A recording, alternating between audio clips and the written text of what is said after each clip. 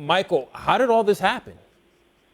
Well, it was a relatively normal play, to be honest with you. It was 11-on-11 drills. He was rushing. He was engaged with the right tackle, and he planted his left leg, and his knee kind of buckled, and he went down to the ground pretty quickly. So it was a play you see hundreds of times on the practice field, and it unfortunately resulted in the torn ACL, which the Jaguars have now confirmed on the record, by the way, that he is done for the year. How is the team reacting to losing their top draft pick in this year's draft? Well, I mean, obviously there's some people that are pretty stunned here. You don't expect that to happen, certainly in a rookie minicamp where they're just wearing helmets and shorts. And, again, less than an hour into his first practice, his first time on the field as a member of the Jaguars, he goes down. I know that Watts Dantzler, the offensive lineman he was going against, was very, very upset.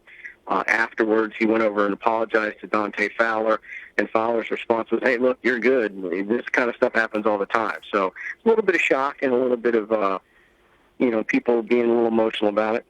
Now, Michael, you cover this team in and out. What's the impact now that Fowler is out, because they drafted him for a reason?